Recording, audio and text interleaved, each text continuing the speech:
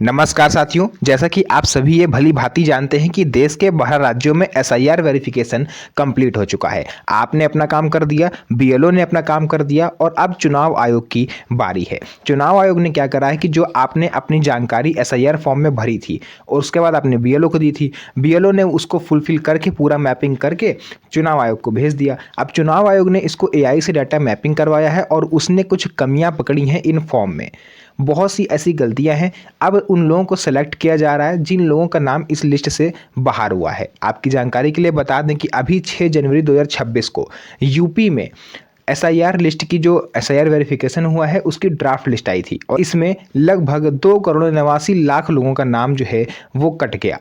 अब ऐसे लोगों को चुनाव आयोग नोटिस भेजने जा रहा है, उन्हें हियरिंग पर बुलाया जा रहा है और इसमें कौन से 12 दस्तावेज आपको लेके जाने हैं और इसमें आज मैं आपको बताने वाला हूं। वीडियो खास इसलिए होने जा रहा है क्योंकि आज इसमें आपको वो भी चीज़ बताऊंगा कि कौन से दस्तावेज आपको लेके नहीं जाने हैं, वरना आप बचने को होगे तो नहीं बच पाओगे। तो इन डॉक्यूमेंट्स को आपको अवॉइड करना है वहाँ पर जाते समय। तो चलिए वीडियो को स्टार्ट करते हैं और वो चीज़ आपको बताते हैं कि आखिर हियरिंग क्या होती है, कैसे आपको जाना है, कौन बुलाएगा, कैसे पता चलेगा कहाँ जाना है, सब कुछ विस्तार से समझते हैं। तो साथियों यहाँ पर देखिए, हियरिंग का मतलब है, बहुत से लोग ये सोचते हैं कि हमें कोर्ट में बुलाया जाएगा, जज साहब के सामने वकील होंगे, वहाँ पर हमें कटघरे में खड़ा किया जाएगा। इस तरह से लोग हियरिंग को समझते हैं, मतलब सुनवाई को।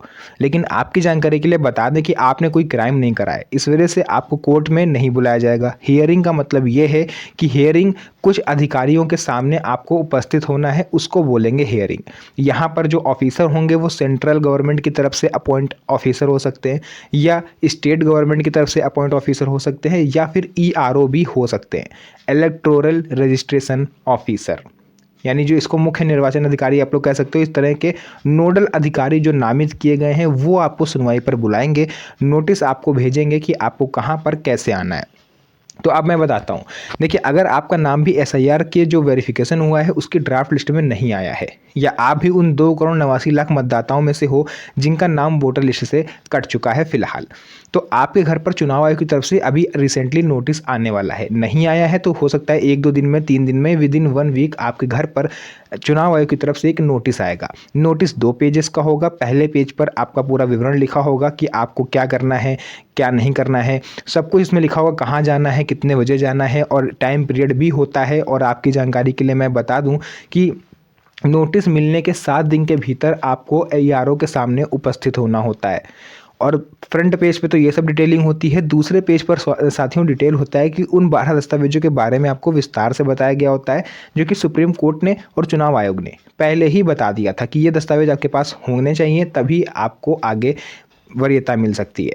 तो वो 12 दस्तावेज कौन से हैं वो उसके पीछे लिखे होंगे, नोटिस के पीछे, लेकिन मैं आज आपको इससे पहले यहाँ पर बता देता हूँ क्योंकि नोटिस मिलने के बाद आपके पास केवल 7 दिन का ही समय होगा और 7 दिन में कोई भी सरकारी दस्तावेज आप आसानी से नहीं बनवा सकते हैं। तो मैं पहले ही आपको यहाँ पर बता दे रहा हूँ, आप हो सके तो इनमें से कोई 1 या 2 दस्तावेज अभी से बनवा लीजिए ताकि एंड टाइम आपको दौड़िया भागी ना करनी पड़े।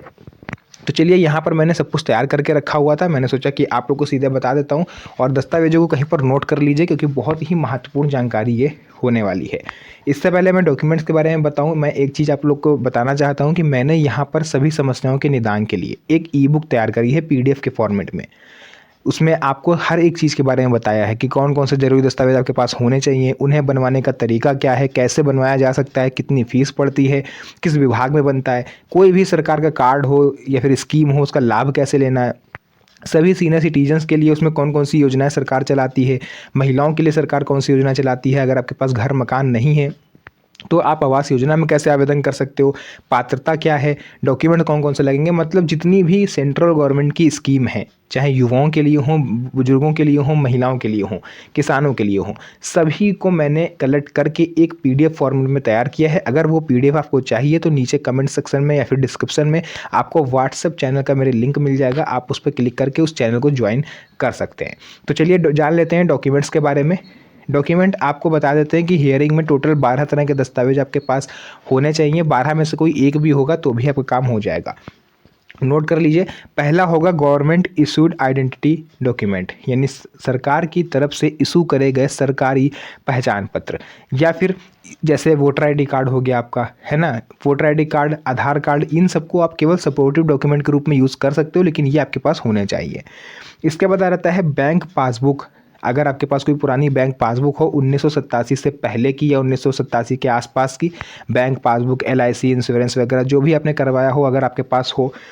इसके अलावा गवर्नमेंट जॉब पेंशन डॉक्यूमेंट अगर आपके पास हैं, है ना। दूसरे नंबर पर आता है गवर्नमेंट जॉब का कार्ड या पेंशन डॉक्यूमेंट्स। अगर आपके पास सरकारी नौकरी आप करते हो तो उसका अलॉटमेंट लेटर होगा, या फिर सैलरी स्लिप भी होगी, तो भी आपका यहाँ पर काम होने वाला है। उसके बाद बर्थ सर्टिफिकेट, ये तो सबसे नंबर 1 पर कंपलसरी है, ठीक है। इसको फिलहाल यहाँ पर नंबर 3 पर रखा गया, क्योंकि अधिकतर लोगों के पास जो है वो जन्म प्रमाण पत्र नहीं है। तो मैंने आपकी, जैसा कि अभी आपको बताया कि मैंने ई-बुक तैयार करी है PDF के फॉर्मेट में, तो उसमें मैंने ये भी बताया कि अगर आपके पास बर्थ सर्टिफिकेट नहीं है, या इन बताए गए 12 दस्तावेजों में से कोई भी दस्तावेज आपके पास नहीं है, तो आप उसे कैसे आसानी से बनवा सकते हो। तो वो उस बुक को अगर आपको लेना है तो मेरे व्हाट्सएप चैनल को आपको ज्वाइन करना पड़ेगा। इसके बाद पासपोर्ट अगर आपके पास नहीं है तो वो आपको बनवाना पड़ेगा। मैट्रिकुलेशन यानी कि हाई स्कूल की मार्कशीट अगर आपकी है तो वो जन्म प्रमाण पत्र की तरह ही वर्क करेगी, आप उसे लगा सकते हो। बट यहाँ पर भी सवाल ये उठता है कि बहुत से लोगों के पास जो है हाई स्कूल की मार्कशीट नहीं है, क्योंकि उन्होंने पढ़ाई नहीं करी वहाँ तक, 5वीं तक पढ़े हैं या फिर 8वीं तक पढ़े हैं। तो उसका लिए आपको जाति प्रमाण पत्र भी देना पड़ेगा, और 5वीं 8वीं की मार्कशीट या TC आप साथ में दे सकते हो। परमानेंट रेजिडेंट सर्टिफिकेट यानी निवास प्रमाण पत्र आपको देना पड़ेगा। SC ST OBC में अगर आप आते हो तो जाति प्रमाण पत्र आपके पास होना चाहिए। NRC अगर आपके राज्य में है तो वो सर्टिफिकेट आपको देना पड़ेगा। फैमिली रजिस्टर जिसको हम लोग बोलते हैं, अगर वो आपके पास है तो वो भी आप यहाँ पर लगा सकते हो, या जिसको हम लोग वंशावली प्रमाण पत्र बोलते हैं, यानी कि आप किसी तरह से ये प्रूफ कर दो कि आपके जो माता पिता, आपके दादा दादी, कोई भी वो भारत में रह चुके हैं, आपके पूर्वज भारत में निवासी रह चुके हैं, तो उसका आप कोई प्रूफ दे दो।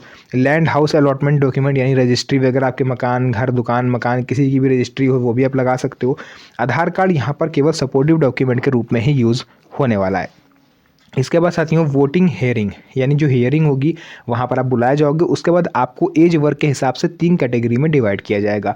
3 कैटेगरी होंगी 1987 से पहले वालों की, 1987 से 2 दिसंबर 2004 के, उसके बाद 2 दिसंबर 2004 से 2023 के बीच में। तो इसमें जो 1987 से पहले वाले हैं उन्हें तो कोई भी दस्तावेज नहीं देना, 12 में से कोई भी दस्तावेज नहीं देना है, सिर्फ एक दस्तावेज देना है जो ये प्रमाणित कर दे कि वो 1987 से पहले भारत में थे। क्योंकि सिटीजनशिप एक्ट 1955 ये क्लियर कहता है कि कोई भी व्यक्ति जो 1950 से 1987 से बीच में भारत में पैदा हुआ, भारत में जन्मा, भारत में रह रहा है, तो वो स्वतः भारतीय नागरिक माना जाएगा बिना किसी सर्टिफिकेट के।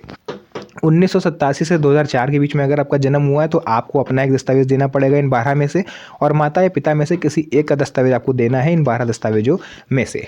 इसके बाद 2 दिसंबर 2004 के बाद अगर आपका जन्म हुआ है तो आपको अपना तो सर्टिफिकेट देना ही देना है, साथ में माता पिता दोनों का एक एक दस्तावेज आपको यहाँ पर देना होगा। तो ये थी 3 एज के हिसाब से कैटेगरी। इसके अलावा साथियों कौन से डॉक्यूमेंट आपको मैं बता दूँ बिल्कुल भी नहीं दिखाने, जिसको आपको अवॉइड करना है, फर्जी डॉक्यूमेंट। बहुत से लोग क्या करते हैं कि इन 12 में से अभी रिसेंटली एक केस आया है यूपी साइड से कि लोगों ने क्या करा कि उनके घर पर नोटिस आया, उन्होंने फेक बर्थ सर्टिफिकेट बना लिया, यानी जन्म प्रमाण पत्र फर्जी तरीके से उन्होंने अस्पताल में जाके बनवा दिया कुछ पैसे देके, और वो लेके चले गए हेयरिंग में। अब इस टाइम उन पर कानूनी कार्रवाई चल रही है, क्योंकि अगर आप ऐसा करते हो या ऐसा करने की कोशिश भी करते हो, चाहे जाने में करो चाहे अनजाने में करो, तो आपको जो है फर्जी व्यक्ति माना जाता है कि आप अवैध घुसपैठिए हो। फिर आपकी और डीपली जो है रिसर्च करा जाता है आपके बारे में, बैकग्राउंड आपका पूरा तलाशा रहता है कहीं आप घुसपैठिए तो नहीं हो, फिर आपकी जो आप पर सरकार की और कड़ी नज़र हो जाती है। तो इससे आपको अवॉइड करना है। दलाल से बनाया हुआ आधार, वोटर पैन, यानी दलाल के थ्रू अगर आपने कोई भी डॉक्यूमेंट बनवाया है तो वो लेके मत जाना, क्योंकि उसकी ओरिजिनलिटी की कोई गारंटी नहीं होती है। इसके अलावा पैसा देकर बनवाया गया बर्थ सर्टिफिकेट ये सब मत लेके जाइएगा। और अभी रिसेंटली मैंने पहले वीडियो बनाया था, उस पर एक व्यक्ति ने कमेंट भी किया था कि मेरे आधार कार्ड में पिताजी का नाम गलत है। तो अगर आप इस वीडियो को देख रहे हैं तो आपके सवालों का जवाब मैं यहाँ पर दे रहा हूँ। अगर किसी के आधार कार्ड में कोई गलती है तो उसको करेक्शन अगर हो सके तो करवा लीजिए, और अगर करेक्शन नहीं हो रहा है तो आप उस कार्ड को लेके मत जाइए, क्योंकि आधार कार्ड में नाम कुछ और है, वोटर ID में कुछ और है, जन्म प्रमाण पत्र में कुछ और है, तो ऐसे में आप फंस सकते हो।